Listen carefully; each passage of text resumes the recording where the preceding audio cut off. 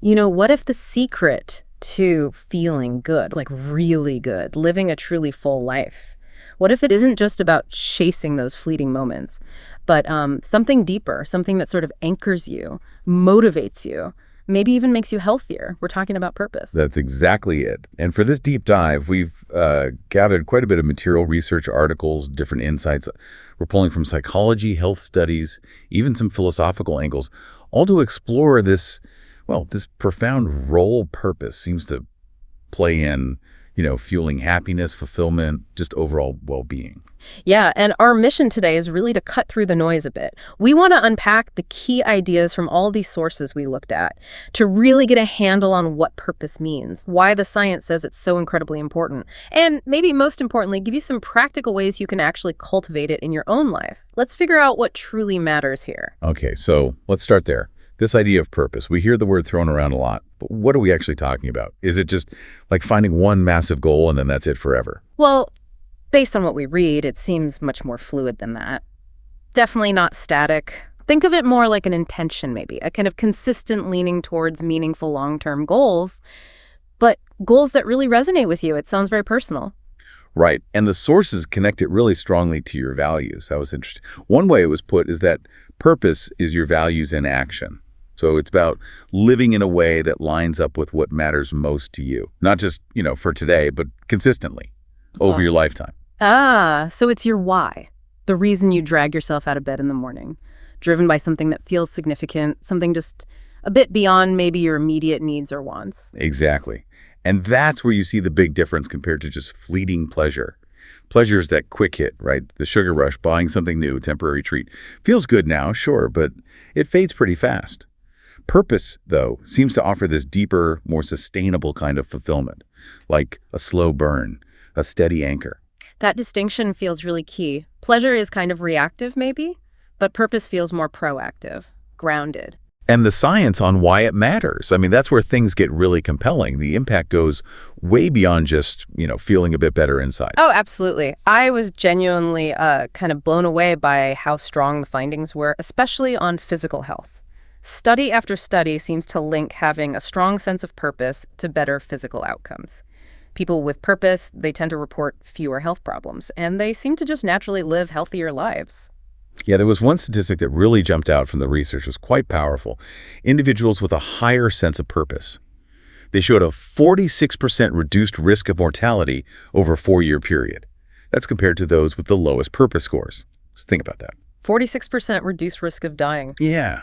The sources are suggesting that's a health benefit that's, it's comparable to, or sometimes even more significant than, not smoking or exercising regularly. Your why might literally be adding years to your life. Oh, wow. 46%. Yeah. That's incredible. Did the research give any clues about how does purpose translate into that kind of, biological benefit? They point to a few potential pathways. For one, it seems linked to lower levels of inflammation in the body. And we know inflammation drives a lot of chronic diseases. It's also associated with the reduced risk of specific things like cardiovascular problems, even dementia. And I guess maybe a purposeful life often means staying engaged, more social, sticking to routines, all stuff that supports general health anyway. Precisely. And it's not just the physical side. Mentally, emotionally, a strong sense of purpose is like a powerful buffer. It's consistently associated with significantly better mental health. Less stress, less anxiety, less depression, gives you that steady motivation, a deeper kind of contentment. And the flip side is true too, right? Feeling like you lack purpose.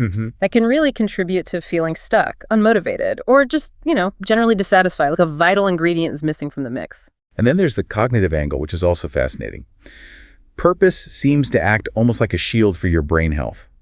People with higher purpose, they tend to perform better on tests. Things measuring memory, executive function. One study even connected higher purpose scores with reduced epigenetic aging, right down at the cellular level. Okay, hold on. Epigenetic aging. What does that mean in plain English? Right. So think of your genes like the computer hardware. Epigenetics, that's more like the software telling the genes what to do and when. These epigenetic changes happen over time, influenced by lifestyle and stuff. They're markers of your biological age, which isn't always the same as your age in years. So reduced epigenetic aging basically suggests that people with purpose might have biological markers on their DNA that actually look younger, or are aging slower at that really fundamental cellular level. So it's not just feeling younger, your cells might literally be showing signs of aging slower. That is mind-blowing. It really is. And the theory kind of loops back to that engagement you mentioned. A purposeful life often pushes you to learn new things, stay connected socially, solve problems, all activities that build up what they call cognitive reserve, basically giving your brain more resilience, more capacity. Okay. And life inevitably throws curveballs at us. How does purpose fit in there? Resilience. That's Yeah. a huge piece of this. Having that guiding light, knowing your why, it really helps you persevere when things get tough. Challenges come up. When it feels difficult, purpose reminds you what's important. It gives you a reason to keep going, even when you really feel like stopping. It helps you reframe things too, right? Instead of just seeing a failure, maybe you see it as, I don't know, a difficult step or just a necessary detour on the path towards something that actually matters to you. One source pointed out something interesting. Sometimes the stress or difficulty is part of pursuing something worthwhile. Feeling challenged doesn't automatically mean you're off track. Such a key insight, yeah. The absence of discomfort isn't the goal here. Sometimes meaningful stuff is just plain hard.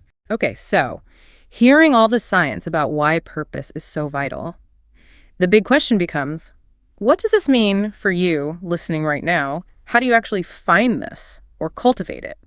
Especially if you feel like maybe you're missing it at the moment. Well, the sources are pretty consistent on this point. Yeah. Purpose isn't usually something you just suddenly stumble upon, fully formed. It's much more often something that's cultivated, discovered, built over time. It's really a journey, and it can absolutely shift and evolve as you go through different life stages. So where do you even start that cultivation process? What's step one? Self-reflection seems to be the bedrock, really starting by identifying your core values. What beliefs truly guide your life? What principles are non-negotiable for you? Think about things like honesty, maybe generosity, creativity, connection, family, learning, justice. What really matters most? And asking yourself those reflective questions helps too, I imagine. Like, what moments in your life have felt most meaningful or alive? And conversely, when have you felt least satisfied? Or what makes you properly angry about the world? Sometimes that frustration points right at a cause you care deeply about. Exactly. And also explore your passions, your interests. What activities make you lose track of time? What would you genuinely stand up and fight for? And, don't hesitate to ask people who know you well what they see in you. Sometimes others notice strengths or interests that we just take for granted in ourselves. And the sources mentioned using tools as well, which I thought was practical. Things like personality assessments could offer clues, or mindfulness practices maybe, or even just simple exercises like imagining your ideal day. Yes, that ideal day exercise. It's not about creating some impossible fantasy, though. It's about looking for the underlying clues. Like, if your ideal day involves hiking deep in the mountains, maybe the core values or desires are about awe, adventure, connecting with nature, or just needing that unplugged time. Okay.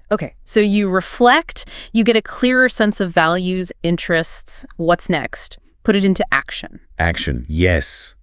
This is crucial. You really don't need to wait for some grand revelation. Start putting those values into action, even in really small ways right now. Look at your daily life, your calendar. Where are your values already showing up? And where could you maybe weave them in a bit more consciously? Can you give an example of weaving them in small ways? Sure. Let's say you identify that you really value connection deeply.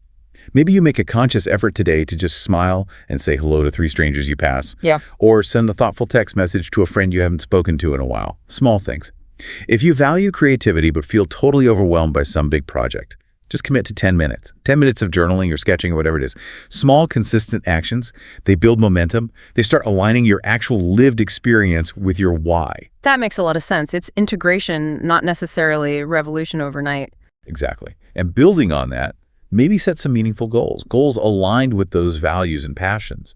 And remember, these don't have to be massive, career-defining things. They can be personal goals related to learning, community, health, relationships. If a goal feels too big, too daunting, break it right down. Tiny steps, research steps, discovery steps.